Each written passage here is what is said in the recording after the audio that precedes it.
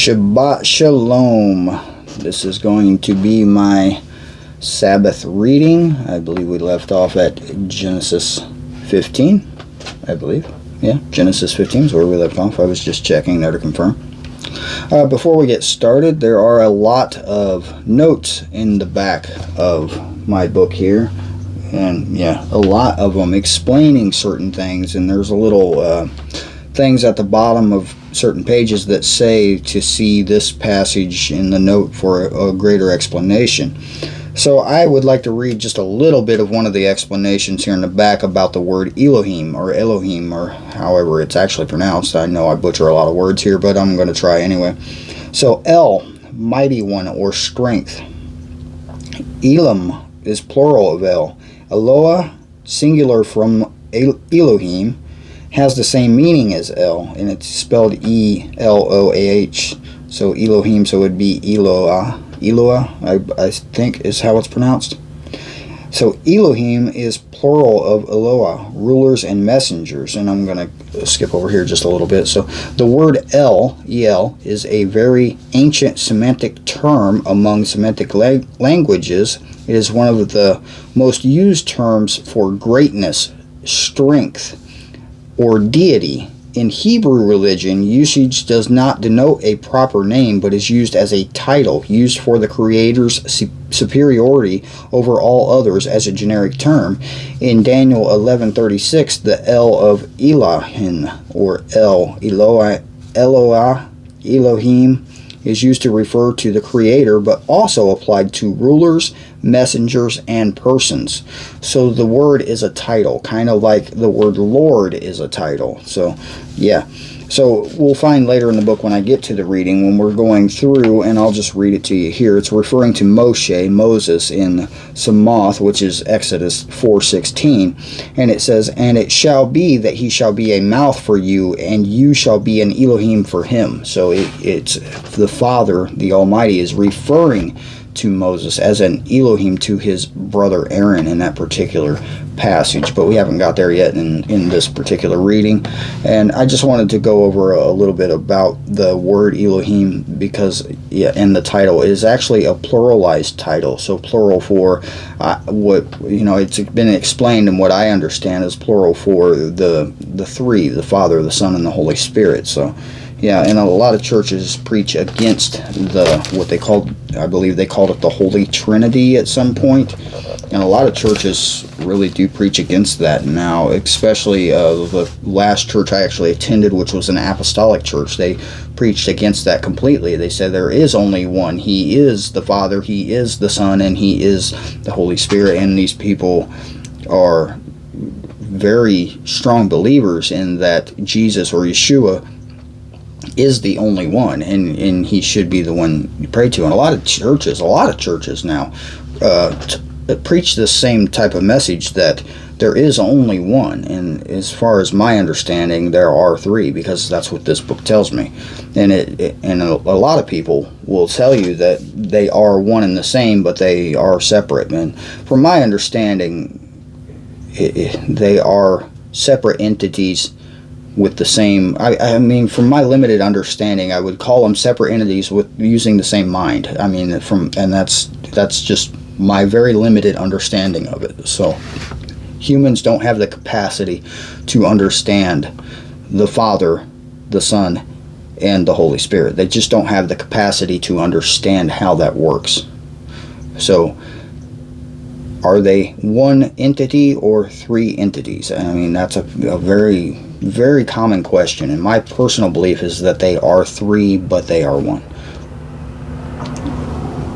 Okay, yeah.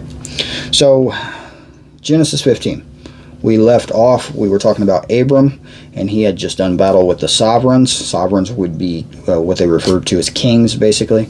They had kidnapped what they call his brother, which I believe is actually his nephew, Lot, and he went and did battle with them and took Lot back. So that's where we had left off in 14, and I wanted to mention that because of how 15 starts.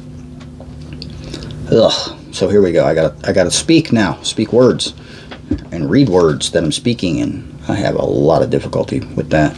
I'm going to start this a little differently before I start reading, because this is something I've been practicing myself and memorizing myself, and I have a bookmark here. Look, it says cross. Yeah, that's not what it means. But anyway, this is going to be Deuteronomy 6, verse 4. Here, and this is the Shema. This is the most holy prayer according to the Torah. This is the most holy prayer. You're supposed to write it on your doorway. You're supposed to speak it before you lay down at night. You're supposed to speak it first thing in the morning. You're supposed to, speak it when you cross your threshold.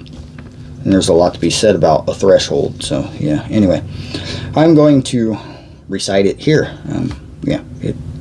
Like I said, Deuteronomy, this is chapter 6, starting at verse 4. Hear, O Israel, Yahweh, our Elohim, Yahweh is one. And you shall love Yahweh your Elohim with all of your heart, with all of your being, and with all of your might. Now you may read this in your King James Bible, which is over there actually, and it refers to the Father as a Lord. And I strongly disagree with referring to the Father or the Son as a Lord. Because if you know the hierarchy of a kingdom, a lord is a lot lower than the king. So I really disagree with that. So I will continue to use the word Elohim and Father and other such terms, and I will not use words like Lord, because no. Alright, and that's one of the reasons I have this book in front of me and not my King James. Alright, so now I'm going to get started here. Genesis 15. It's actually called Bereshit, and I'll give, I learned a little bit about Hebrew words here, and the titles of each of these books is actually the first words in the book, because the Hebrew people and the Hebrew language is very literal. So Bereshit, and I will read it because the first words in here is in the beginning God, or in the beginning Elohim, are the first 4 words of the book, and Bereshit is basically in the beginning, is what it means. So, all right, Genesis 15, Bereshit.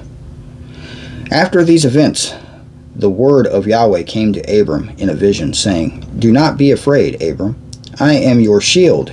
Your reward is exceedingly great." And Abram said, "Master Yahweh, what would you give me, seeing I go childless, and the heir of my house is Eleazar of Damascus?" I butcher words. And Abram said, "See, you have given me no seed, and see, one born in my house is my heir." And see, the word of Yahweh came to him, saying, "This one is not your heir, but he who comes from your body is your heir." And he brought him outside and said, "Look now toward the heavens and count the stars, if you are able to count them." And he said to him, he being capitalized, Yahweh said to him, "So are your seed." And he believed in Yahweh, and he reckoned it to him for righteousness. We will discuss righteousness at a later time. And he said to him, "I am Yahweh, who brought you out of the Ur-Kasdim to give you this land to inherit it." And he said, "Master Yahweh, whereby do I know that I possess it?" And Yahweh said to him, "Bring me a 3-year-old heifer, a 3-year-old female goat, and a 3-year-old ram, and a turtle dove, and a young pigeon."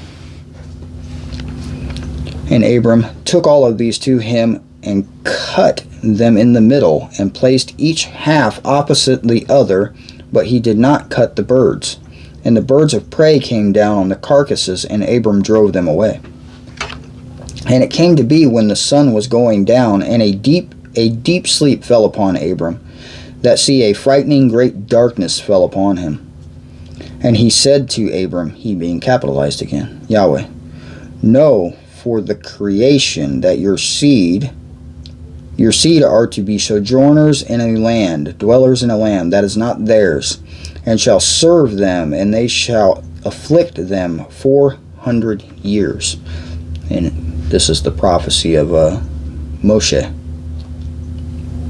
"But the nation whom they serve I am going to judge, and afterward let them come out with great possessions. Now as for you, you are going You are to go to your fathers in peace. You are to be buried at a good old age. Then in the 4th generation they shall return here, for the crookedness of the Amorites is not yet complete. And it came to be, when the sun went down, and it was dark, that see a smoking oven and a burning torch passing between those pieces, the pieces that Abram had put out, pieces of the animals. On the same day, Yahweh made a covenant with Abram. He made a pact, a contract, a covenant with Abram, saying, I have given this land to your seed, from the river of the Mitzrayim to the great river, the river of Euphrates, with the Quinite and the Quezonite and the Quadamite, and the Hittite and the Pezerite and the Rephaim, and the Amorite and the Canaanite and the Girgashite and the Jebusite. That's a lot of sites and ites, right? Okay, that's the end of 15. Just to review a little bit, he made a pact or a covenant with Abram, and this we will see later in the story, and we will see a lot later in the story of Moshe or Moses also, because he was talking about the future in this particular passage, and I find that to be rather interesting that he was giving Abram a glimpse of the future. I mean, that's rather interesting. Why do you think Abram was so special to the Father? It's a question. Feel free to answer it. All right, I'm going to continue with 16. 16. And Sarai, Abram's wife, had borne him no child, and she had a Mitzrayite female servant whose name was Hagar. Mitzrayite is an Egyptian. And Sarai said to Abram, See, Yahweh has kept me from bearing children. Please go into my female servant, and it might be that I build up later. It might be that I am built up by her. Words. And Abram listened to the voice of Sarai. And Sarai, Abram's wife, took Hagar, her female servant, the Mitzrayite, and gave her to her husband Abram to be his wife, after Abram had dwelt 10 years in the land of Canaan. And he went into Hagar, and she conceived. And when she saw that she had conceived, her mistress was despised in her eyes. Sarai was not happy. And Sarai said to Abram, My wrong be upon you. I gave my female servant into your bosom, and when she saw that she had conceived, I was despised in her eyes. So the servant was despising Sarai. So I got that backwards, sorry. Let Yahweh judge between you and me. 16:6. And Abram said to Sarai, See, your female servant is in your hand. Do to her what is good in your eyes. And Sarai treated her harshly, and she fled from her presence. So Sarai was unhappy with her and treated her badly, and the servant left. 7. And the messenger of Yahweh found her by a spring of water in the wilderness, by the spring on the way to Shur. And he said, Hagar, Sarai's female servant, where have you come from? And where are you going? Do you think he didn't know? And she said, I am fleeing from the presence of Sarai, my mistress. And the messenger of Yahweh said to her, Return to your mistress and humble yourself under her hand. And the messenger of Yahweh said to her, I am going to increase your seed greatly, too numerous to be counted. Sound familiar? And the messenger of Yahweh said to her, See, you are conceiving and bearing a son. Conceiving and bearing a son. I'll learn to read one day, I really will. And shall call his name Yishmael. So, yeah. Because Yahweh has heard of your affliction. And he is to be a wild man, his hand against everyone and everyone's hand against him, and dwell over against all his brothers. And she called the name of Yahweh who spoke to her, You are the El who sees, for she said, even here I have seen after him who sees me. That is why the well was called Be'er Luriah Royal. See, it is between Kadesh and Bered. And Hagar bore Abram a son, and Abram called the name of his son, whom Hagar bore, Ishmael. And Abram was 86 years old when Hagar bore Ishmael to Abram. 86 years old. That's up there, right?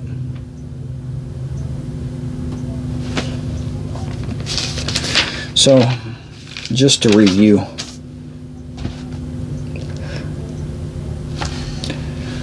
Abram's wife was unhappy that she didn't have a child, and she was sad that her husband was unable to have a child of his own to be an heir to his estate, essentially.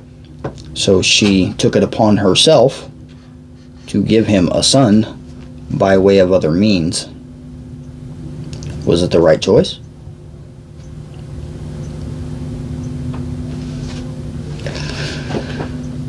Humans are always trying to take things into their own hands.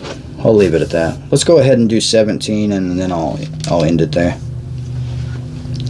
And it came to be when Abram was 99 years old that Yahweh appeared to Abram and said to him, I am El Shaddai. Walk before me and be perfect. Be perfect, he says. The Father told this man to be perfect. Is he capable? And I give my covenant between me and you, and shall greatly increase you. And Abram fell on his face, and Elohim spoke with him, saying, As for me, look, my covenant is with you, and you shall become a father of many nations. Nations in this particular book refers to groups of people, not necessarily borders and countries, but large groups of people. 17:5. And no longer is your name called Abram, but your name shall be Abraham, because I shall make you a father of many nations. And I shall make you exceedingly fruitful, and make nations of you, and sovereigns shall come from you, kings. It got darker in here. And I lost my place.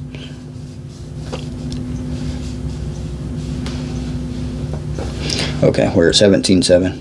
And I shall establish my covenant between me and you and your seed after you in their generations, for an everlasting covenant to be Elohim to you and to your seed after you. Everlasting. Think about that one. And I shall give to you and your seed after you the land of your sojournings, and the land of Canaan as an everlasting possession. There's that word again. And I shall be their Elohim. And Elohim said to Abraham, As for you, guard my covenant, you and your seed after you throughout their generations. This is my covenant which you guard between me and you, and your seed after you. Every male among you is to be circumcised, and you shall circumcise the flesh of your foreskin, and it shall become a sign of the covenant between me and you. And a son of 8 days is circumcised by you, every male in your generations. Who is born in your house or bought with silver from any foreigner who is not of your seed. He who is born in your house and he who is bought with your silver has to be circumcised. So shall my covenant be in your flesh for an everlasting covenant. And an uncircumcised male who is not circumcised in the flesh of his foreskin, his life shall be cut off from his people. He has broken my covenant. And Elohim said to Abraham, As for Sarai your wife, do not call her name Sarai, for Sarah is her name. And I shall bless her, and also give you a son by her. And I shall bless her, and she shall become nations. Sovereigns of people are to be from her.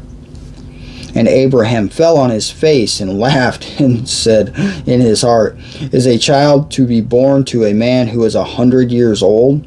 Or is Sarah, who is 90 years old, to bear a child?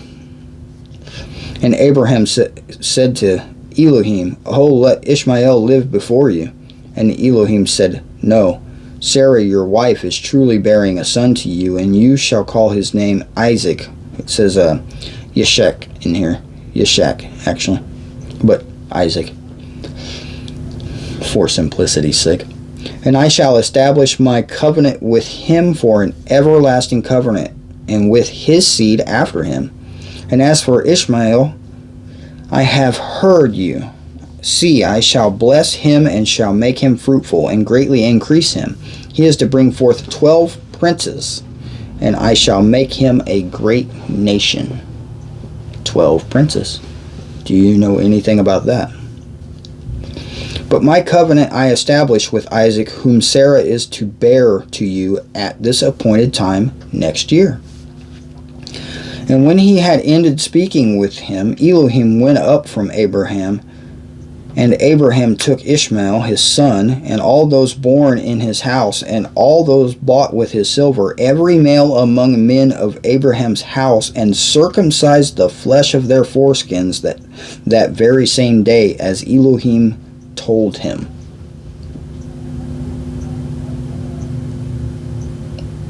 I'm trying to imagine having that conversation with somebody. Come here, we gotta have a talk, and I'm bringing my knife. Sorry. 24. And Abraham was 99 years old when he was circumcised in the flesh of his foreskin. And Ishmael his son was 13 years old when he was circumcised in the flesh of his foreskin. Abraham and his son Ishmael, were circumcised that same day. All the men of his house, born in the house or bought with silver from a foreigner, were circumcised with him. Okay, I'm going to leave off there and we'll continue at 18. I'm not sure if I'll be able to get to the midweek reading just because this week's going to be very hectic, but I will do my extreme best to make sure that I still continue with the Sabbath readings. But just to reflect here just a minute on 17, everlasting covenant. Everlasting covenant. And it's proven later in this book that the line of Abraham continued through Noah. Or Noah then to Abraham, and Abraham continued through Isaac and Jacob. Sorry, I said that wrong. Isaac and Jacob, and so on and so forth. So the line of Abraham is still continuing to this very day. Right? Everlasting covenant. Now, I'm not telling you to go get circumcised if you're not. That's your business. I'm not saying that, because there are, in the later parts of the book, you know, what they call the New Covenant. The New Covenant about certain people not being circumcised. But there's also things in there, in my belief, that prove that the everlasting covenant still continued even after Yeshua. That's my opinion. I'm not trying to convert you. This is just what I feel in my heart. Circumcision. Could you imagine that conversation? Could you imagine being on the receiving end of that conversation where he's got a blade and he's like, come here, we gotta have a talk. Sorry. All right.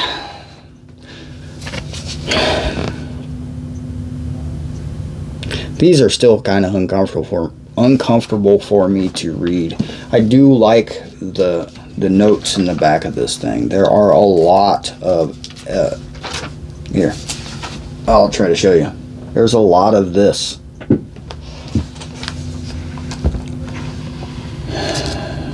And there are a lot of explanations of words.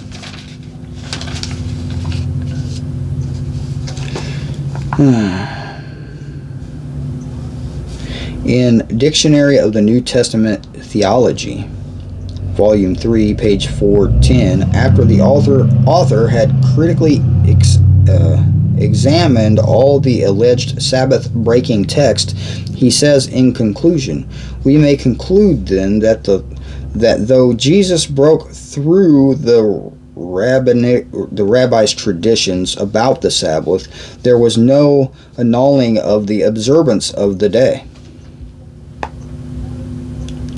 So, yeah. It's an explanation of keeping the Sabbath. It says, even though Yeshua broke through the rabbi's traditions about the Sabbath, there was no annulling of the observance of the day. I just believe personally that in the beginning of this book, the set-apart day was an everlasting covenant. And I don't believe it has ever been changed, and to this day I don't think it is ever been changed. I think we are meant, even if you don't believe that we are meant to keep all 600 laws of the Torah, which we are not able to keep, that's not possible until. But even if you don't believe that set-apart day is an everlasting covenant. It's an everlasting thing for all time. Until the earth and the heavens fade away, we shall keep the laws. My notes are down here. My notes. I have been studying Torah a lot. Leviticus 23 is where you'll find all the feast days. Deuteronomy 6:5, the Shema that I read in the beginning. You can find it in Matthew 22:34 through 40. The Shema is the greatest command. It's the greatest command, and this was said by Yeshua in Matthew 22:34 through 40. And you can look it up right there.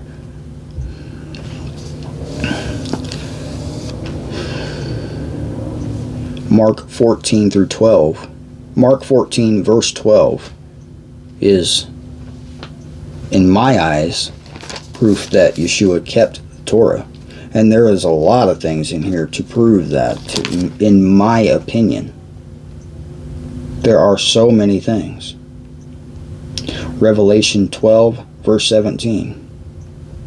Keep the law or perish, basically. It's an everlasting law. I don't believe it has been changed. And that is, again, my personal beliefs. And I'm not trying to convince you. Well, maybe I am just a little bit. Just because.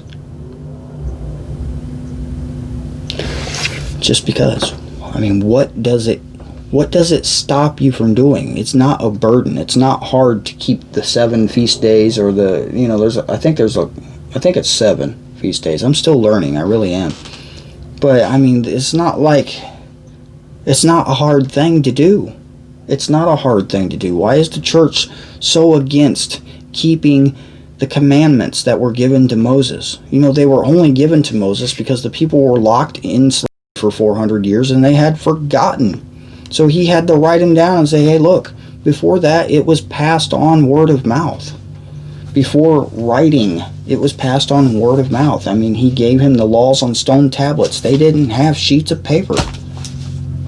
They didn't write before then. They passed it along. Righteousness. We'll have to talk about that later. Alright, I'm going to go ahead and end the video. Thank you guys for watching. Love y'all.